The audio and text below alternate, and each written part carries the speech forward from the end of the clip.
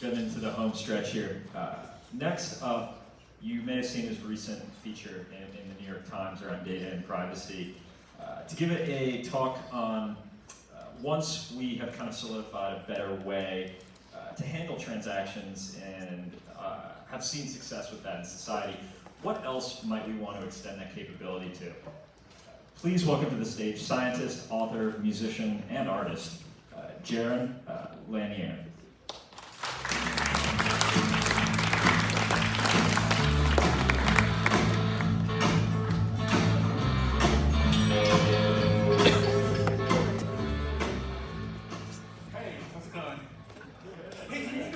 Just a little bit. I want to see them. Is it possible? Because otherwise, there's just this giant glow and they don't seem like humans. Oh, thanks. Okay, so, hey, hi humans. How many of you saw the New York Times videos I did in the last couple of weeks? So not all of you. I'm going to talk about a concept called data dignity. This comes from, I wrote a book called Who Owns the Future about a decade ago now, I think. And the original term for the original title for that was going to be digital dignity, and it's kind of evolved into data dignity. It's a term that's getting used a lot now. The candidate Andrew Yang's using it. There's some, a little cluster of researchers into it at Microsoft. So what is it? It's basically the idea that people should have ownership and control of their own data. Now, in order to explain that, I'm going to first explain to you why I think we're screwing ourselves over by not doing things that way. And I'm going to do that with a parable about machine language translators that I have found to be clarifying. Then I'm going to introduce the concept itself. It has two parts. One is called data as labor, and the other is called MIDS, M-I-D-S. And then after that, I'm going to talk about some of the new problems that would come up in a world like this and what we have to do to mitigate those, because nothing ever is perfect. All right, so I'm going to start with the parable of the translators. My very sweet and generous mentor when I was just a teenager was a guy named Marvin Minsky. How many of you have heard of Marvin? Probably a minority. Marvin's the principal author of How We Think About AI. He's also one of the foundational computer scientists. He figured out a lot of the basic stuff about computer science, and he was an MIT professor. He passed away a few years ago, and he was the most generous and wonderful mentor ever.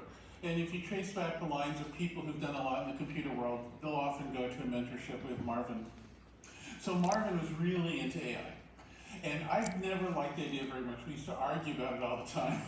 But anyway, in the late 50s, Marvin assigned a couple of graduate students the project of making natural language translation work over the summer, which sounds comical now because it turns out it's harder than we initially thought.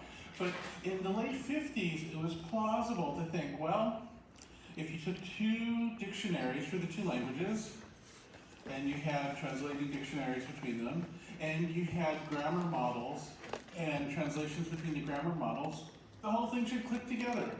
Of course, that only made gibberish. It never worked. Language translation didn't start to work until much later, despite many attempts and a lot of investment. It started to work in the 90s, and initially at IBM's labs. And of course, that technique introduced the idea of big data. There was a very large corpus of translations that had been done at the United Nations, and then these were used to source phrase translations. The phrase translations could be mashed up with a few rules, and suddenly there was readable translation. Kind of an amazing thing. These techniques have been refined for the last 20-something years, and now, as we all know, you can get memos and whatnot translated for free on Google or Microsoft or other places, the Chinese services, and they're pretty good. Now, I love these services. I'm so happy they're there. They've saved me a lot of time and trouble. I think it's great. It's an advance. But here's what I want to look at.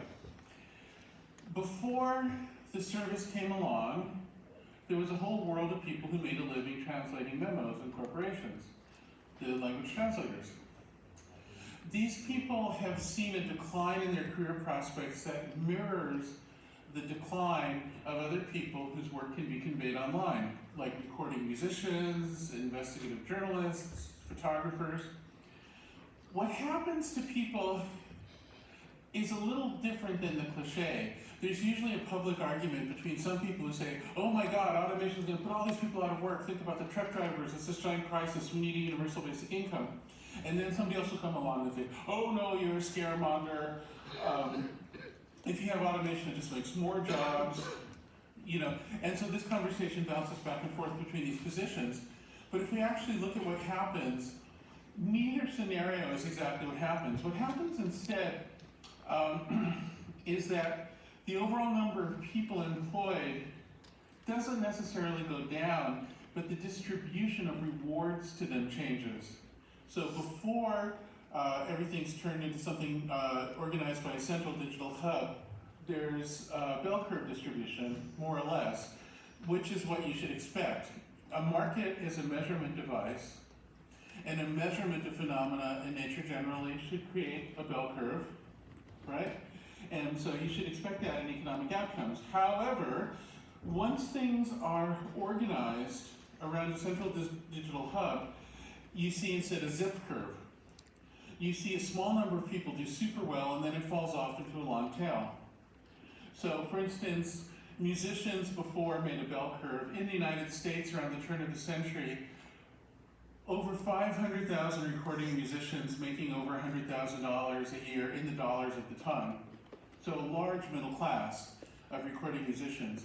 Today, it's a much smaller number, just in the thousands, but of those, some of them do pretty well. The measurement of how well you do tends to be how closely integrated you are with some big computer. So it's a different, the computational architecture overwhelms the previous dynamic of market demand. So different things being measured, which results in a different curve. So that's what happens. And there's another way to think about it, which is that the people who are out in the long tail are taking the risk for the people who are closer to the big computer. So a way to think about this is that all the YouTube producers take risks to fund their videos, but only a small number are deemed to be worth being paid by YouTube, who acts like a communist central planner, if you like. Or another example, in the old system, which had its own problems, particularly with corruption, a taxi driver could purchase a medallion that would give them a kind of exclusive entree to be a driver, particularly in cities like New York. The advantage of that wasn't necessarily that they made a lot of money as compared to today's Uber driver, but what they got was lowered risk. They got predictability, so they could say, hey, I can take 20 years and put a kid through college because I know this thing's going to be good. The Uber driver doesn't really know what's going to happen. So the way I put this is that the big computers radiate risk out to the periphery. And the way they make money is by making everybody else take their risks. And that's fundamentally the reason why companies like Google and Facebook are valuable. But getting ahead of myself. This same transformation of a bell curve to a zip curve has happened for the language translators. Now you might say to yourself, if there's some language translators who are living less plannable lives, if they're more nervous about their positions, if things are harder for them, that's sad, but it's part of creative destruction. They, after all, are obsolete because there's now this AI program that does the translations instead, so they should be grateful they have anything.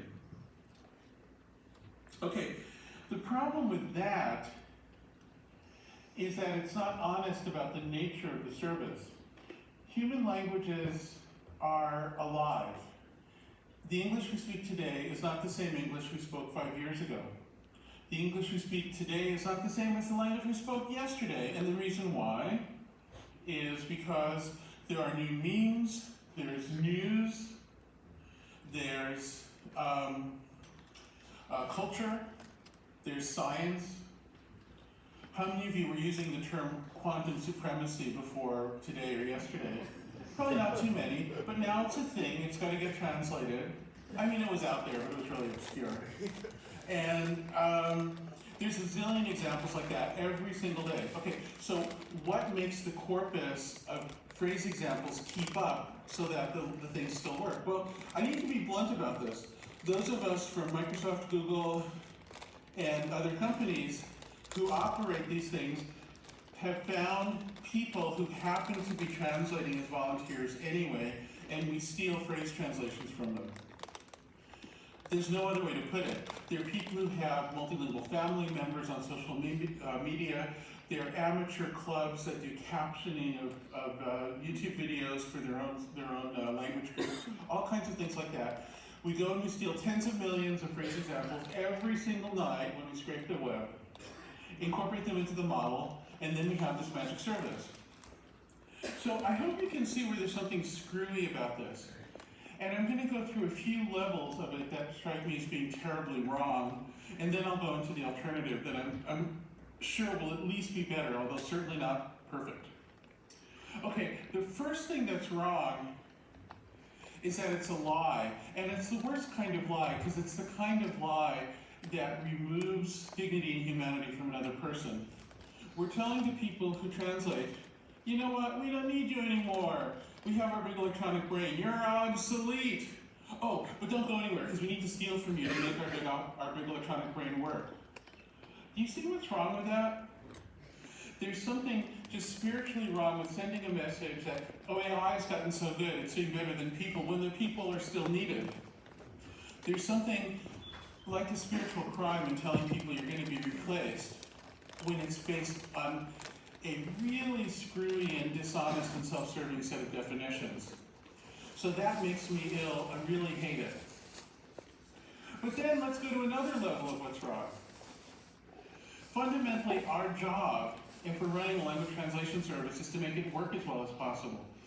Wouldn't it be awfully nice if we could go to the community of people who are good at translation and say, hey, we really need the latest phrase translations. We need to have the phrase translations from the popular videos from overnight, from the popular posts, from the popular tweets.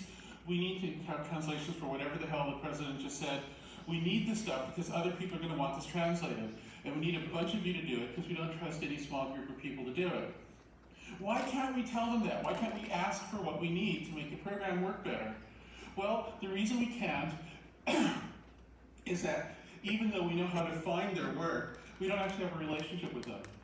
This is all done through this veil of anonymity. So, in a sense, their privacy is protected, but the protection of their privacy involves stealing from them. In a sense, we're getting the data we need because of the amount of scale, but it's a really inefficient, very quirky, unreliable, and loose way of getting what we need, when obviously just being able to have a conversation would be better. So the engineering actually suffers in order to create this illusion of the giant electronic brain and the total arm's length volunteer nature of the internet. But then, there's a third level of stupidity here, which is, why are these people even cooperating with us? Well, the reason why is that they're addicted in a kind of a formal sense. What started as a cute idea, which is to give people the feeling of socialism and everything's free and everything's sharing, while still being able to run businesses, resulted in this weird setup where anytime, if you're a big, well, not for all of them, but let's say for Google and Facebook and Twitter anyway, we'd love to all you guys, I sold the company to Google, still like the people there, but still, the business plan is evil, to use a certain term, because 90-something% of revenues come from third parties who want to influence any two people who connect over these hubs. So you want to do social networking, or you want to accumulate search results somebody else can benefit from. Any of those things, they're all financed because somebody else wants to benefit all the parties who are involved. So the people who are providing the free phrase translations are financed to do so because somebody else thinks that they can be influenced in some way. Now this started out cute.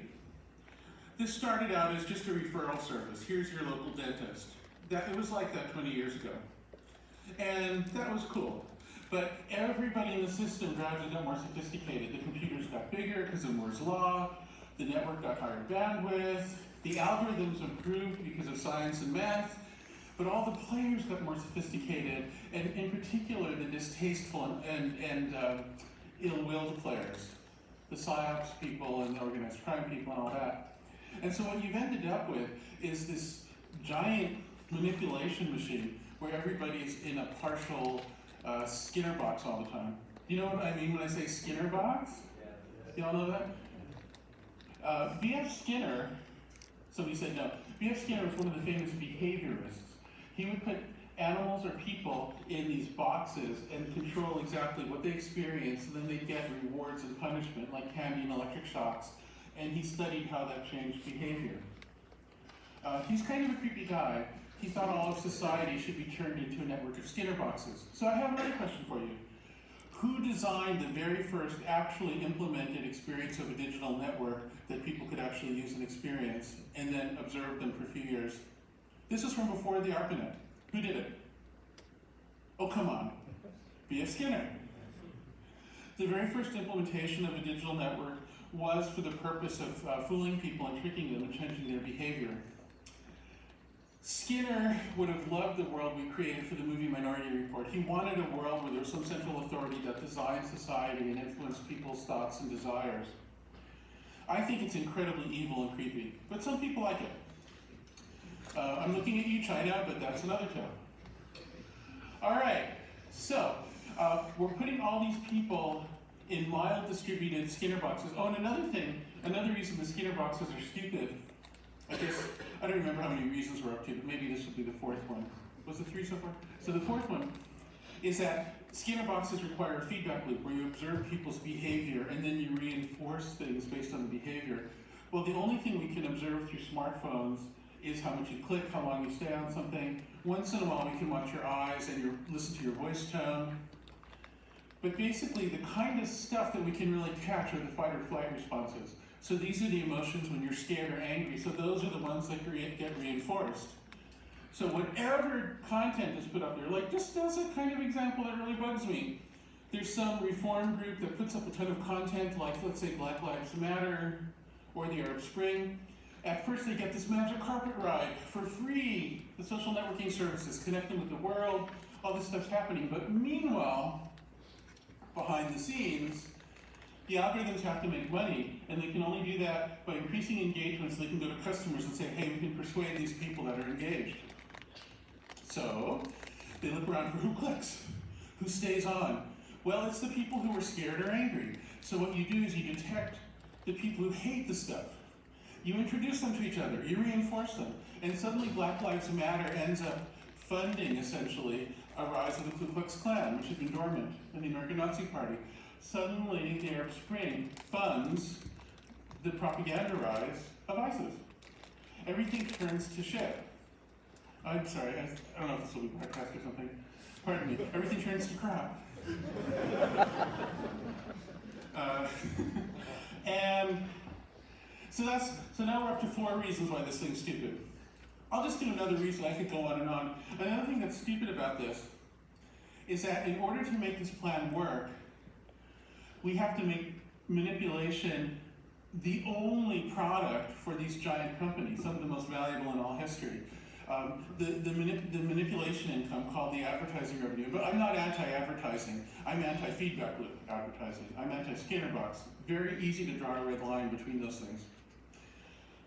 Because almost all the revenues of the companies like Google and Facebook are manipulation revenues, you end up having to pretend that all this other stuff has no economic value. The machine translations, the search, all the videos on YouTube, it's unpaid, it's all volunteer, it's all socialist sharing. And what that does is it artificially dampens our measurements of how much the economy is benefiting from digital advancements. And that to me is just nutso. We should be showing, I mean, in my opinion, a company like Facebook should be worth a lot more than it is, but so should all the people using it. Like, the whole tide that's supposed to raise boats has instead been lowered to the mud just so a couple of boats can sit there on the mud. It's really a dumb macroeconomic idea. All right, so I think that's enough reasons to criticize the whole thing. I could go on, but that's enough.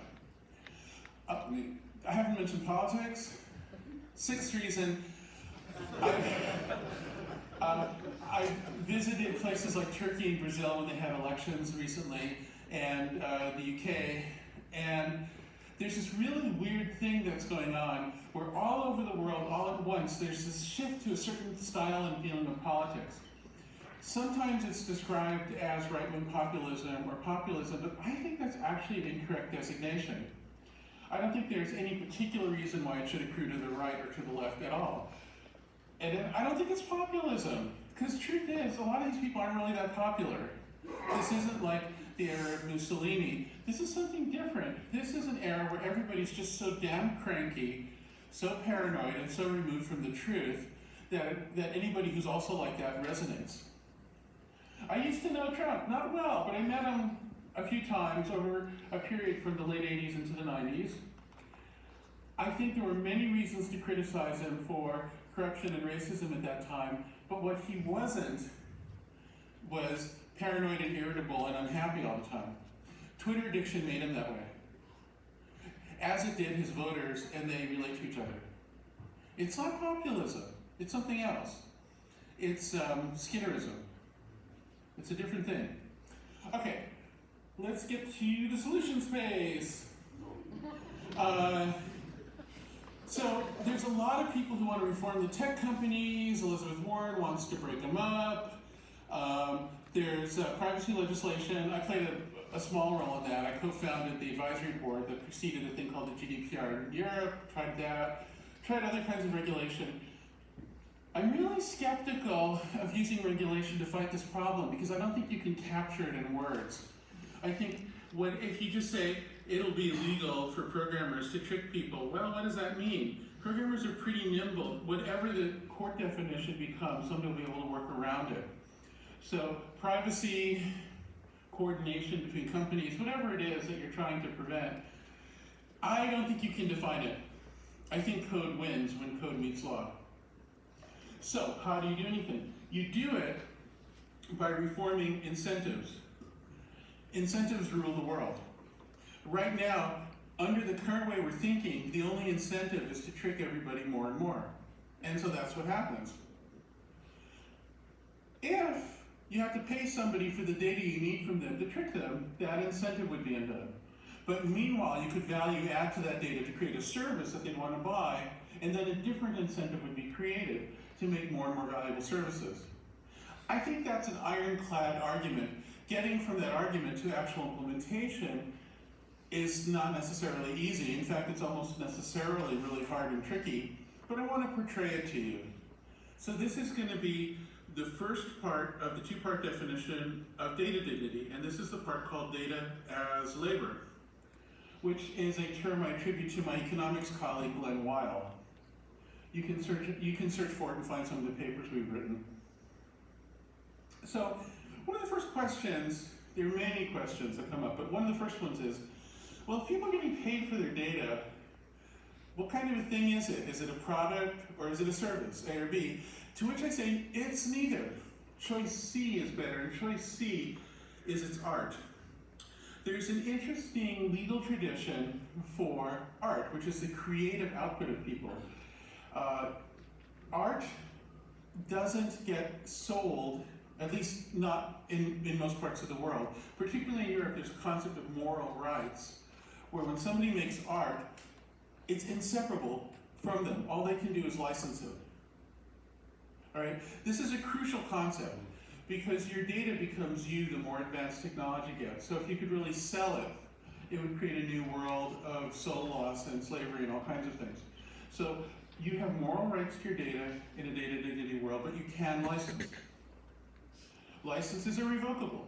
You can have multiple licenses. They're not necessarily exclusive, but they follow roughly along the lines of the laws that have been created to protect artists and musicians and so forth, but obviously at a much finer level of granularity and universally. Another question, what kind of data are we talking about? If you sometime wonder what you're going to do overnight and you just can't sleep, and you know some other people who also feel that way, get together and try to come up with a categorization of different types of data. I assure you it'll take all night and you won't get done. It's a really tricky thing to do. People talk about exhaust data and creative data and live data and organic data and all these things. I think the easiest divide that everybody can agree on is data that is destined to be read by an algorithm versus data that is destined to be read by a person.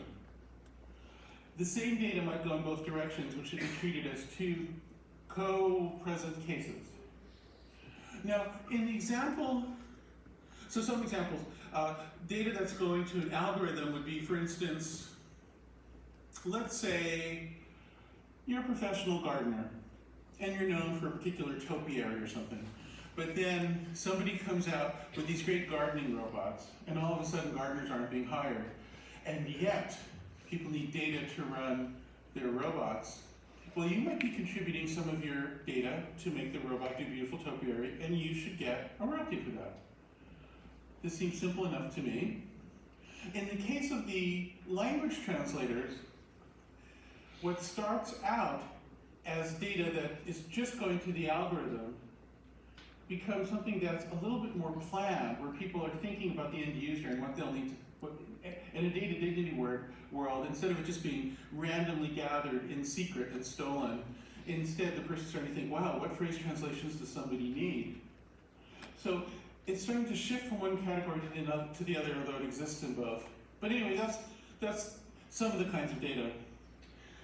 The kind of online data that I've been most excited about that actually exists recently is at Microsoft. There's a thing called Skype, video chatting that's used a lot around the world.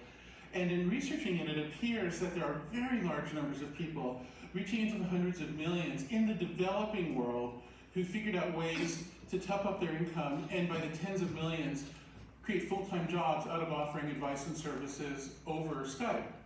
Things like music lessons and yoga and legal advice, language lessons, all kinds of things like that. Totally excluding sex work, by the way, which is morally complex, just in these other categories.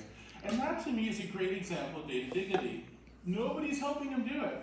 They have to cobble together a way to get paid. They have to cobble together a way to find each other and schedule. It's a mess. They have to climb a mountain to do this, each and every one of them, and yet they do it. Which is one of the reasons why I'm optimistic that creating tools for people to better themselves creatively will work, that people will rise to it. Okay, so I'm running out of time, so I'm going to skip ahead to the next half of the definition, which is MIDS. MIDS stands for Mediator of Individual Data. MIDS. Okay, a MID is a collection of people who decide to work together. Now, why is this important? I'm going to give you a series of reasons why MIDs are essential, and why they're at least as important as just paying people for data. The first thing is that if it's each person offering data as an individual, the competition of each to each will drive the prices down to approach zero. This is exactly what happens on Mechanical Turk, for instance. So people have to be able to collectively bargain. Now, I want you to notice something about what I'm doing here. I'm drawing ideas both from the left and from the right, both from libertarians and from socialists, because I think all of these different traditions have value to offer. I like them all and I hate them all. What I want to do is just mine them all for pieces that can be part of a solution. So I just took a lefty thing and put it in the middle of a righty thing. We have to be willing to do this. We can't be ideologues based on our parents' and grandparents' ideological divisions. It's just too stupid, like too pathetic. So we have to just get rid of that. Just use ideas where we can find them. Okay, so collective bargaining is job number one. Job number two. Right now, we're in this very bizarre period where in order to enforce the centrality and overarching power of the central servers like the Google and Facebook cloud, we radiated risk outward, as I said before, and one of the ways that happens is that there's nobody who's responsible when somebody says something that does damage, the shouting in a crowded theater thing. So if somebody says, here's the real address of this person, go kill this person, and it happens, who's responsible? It was anonymous, you can't find the person. And things like this kind of happen to varying degrees all the time. So we've petitioned the big companies, Facebook, Google, Twitter, and so on. We've petitioned them to monitor our own speech. We've said, oh, please, big corporation, tell us what we can and cannot say. And I don't like where that leads if you follow that down the road. If you say sadism and lies and all these things, they're terrible. Well, of course they're terrible. But how can you get rid of those things without creating some kind of central speech authority? How do you do it? There's an ancient answer, and the two best writers on this predate tech culture, and I would have mentioned Hannah Arendt and de Tocqueville. Any of you heard of either of those people? Okay, if you don't, read them, okay? Seriously. So both of them were interested in observing societies that seem to create a sense of quality and decency without central control, and in a context where people are free. De Tocqueville was looking at the United States. Hannah Arendt was trying to understand how Nazi Germany went wrong and why some countries do better. They both came to the same conclusion, as have many other observers, which is that what makes a society decent is it's not a playground of each person against each other person. When you have that, you end up with bullies. Instead, it's groups of people who work together. Now, I want to give you another example of this, which might sound very different to you, but it's actually similar. I just did an event with a guy named Mohammed Yunus in Italy a couple weeks ago. Any of you heard of him? It's kind of interesting. Different hands rise for each of my questions about what you've heard of. So he won a Nobel Prize for starting the microlending movement, which is where instead of a bank having to figure out which poor person deserves a microloan, they form together into clubs and look out for each other. So the responsibility and the benefits are both distributed, and suddenly it works. So MIDs serve that function. A MID might be like the New York Times, it might be like UC Berkeley, it might be like maybe the 49ers, it might be like a great band. It might be like a confederation of gardeners who are offering data to a gardening robot. It might be like a federation of phrase translations who are offering data to a translation program. People join them freely, they govern themselves, they can eject people who don't do well, they distribute benefits, and I'm almost out of time, oh God. This stuff's so important, I'm trying to do this as fast as I can.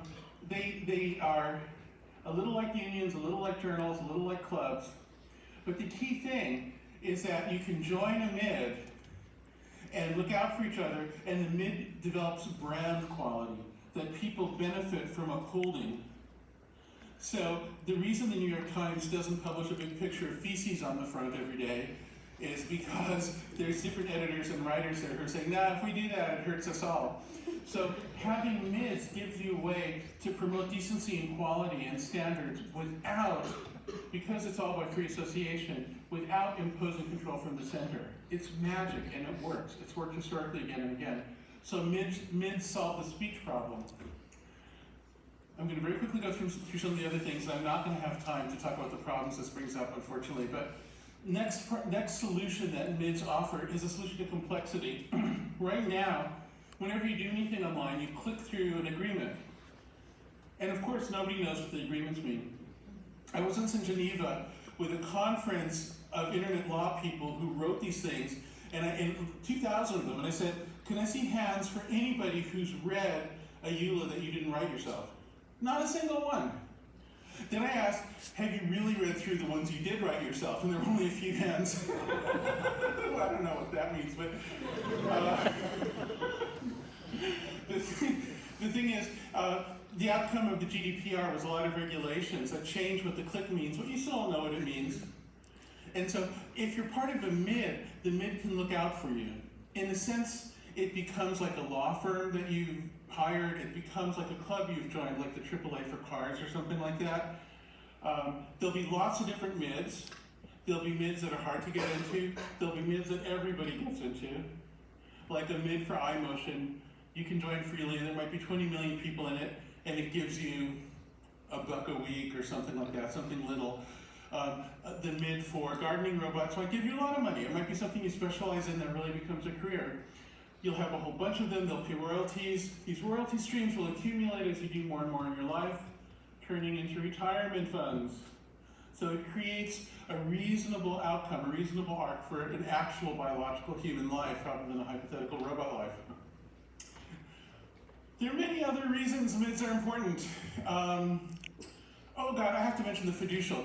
The idea of a fiducial is, it goes way back to medieval common law, It's the idea of somebody, if you hire somebody who has more information than you do, that person has to represent your interests. They can't work against you. So a lawyer can't represent an opposing party. The doctor's supposed to represent your interests, not the pharmaceuticals, etc. We can't ask Facebook to be a fiducial because people have different interests, and you can't have a universal fiducial, but MIDs can be fiducials. So what it does is it creates an advocacy agent that actually is positioned to be effective. Okay, so that's MIDs, a very brief introduction, there's so much more. This world I've outlined, very quickly, in any learning system that's complex, you need to have what we call coarse-grained accumulators, which are elements in the system that generate results based on persistent combinations of elements, not each element by itself. In biology, we call this a species. So instead of just a bunch of little microorganisms trading genes horizontally, they build up a wall, and whole species can compete against each other so that you can see the evolution of complexity. Something related, but in a different plane, happens in machine learning algorithms, where if you just connect input neurons to output neurons, it doesn't learn. You need to have intermediate layers, which are the coarse-grained accumulators, then the thing can learn. MIDs become the coarse-grained accumulators for society. That's what the societal institutions that made society improve before did. That was one of their functions. MIDs can last longer than an individual life. They can form value chains with each other. They form a coarse-grained, valuable, ethical society, and they decentralized. All right, I think that's enough. I'm 4 minutes and 23 seconds over. All right, cool. Thank you.